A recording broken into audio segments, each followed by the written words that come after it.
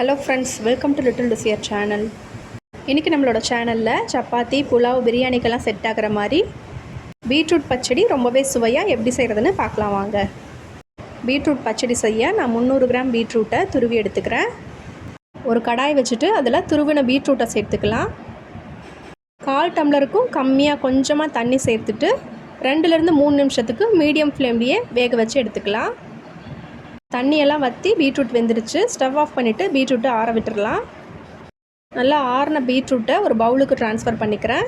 இதுக்கு தேவையான அளவு உப்பு சேர்த்துக்கலாம். பீட்ரூட் எந்த அளவுக்கு எடுத்துருக்கோமோ அதே அளவுக்கு தயிர் சேர்த்துக்கலாம். தயிர் சேர்த்துட்டு நல்லா கலந்து விட்டுக்கிறேன். ஒரு தாளிப்பு கரண்டியில் கொஞ்சமாக எண்ணெய் சேர்த்துருக்கேன். எண்ணெய் காஞ்சதும் 1/2 டீஸ்பூன் அளவுக்கு கடுகு உளுத்தம் பருப்பு சேர்த்து பொரிய விட்டுட்டு ஒரு கொத்து கருவேப்பிலை சேர்த்து பொரிய விடலாம். தாளிப்பை அப்படியே பச்சடியில் சேர்த்துக்கலாம். அவ்வளோதான், ரொம்ப சுவையான ரொம்பவே ஆரோக்கியமான பீட்ரூட் பச்சடி தயார். சப்பாத்தி, புலாவ், பிரியாணிக்கு கண்டிப்பாக ட்ரை பண்ணி பாருங்கள். வீடியோ பிடிச்சிருந்தா வீடியோக்கு ஒரு லைக் கொடுத்துட்டு சேனலை சப்ஸ்கிரைப் பண்ணிக்கோங்க. தேங்க்ஸ் ஃபார் வாட்சிங். Have a good day friends.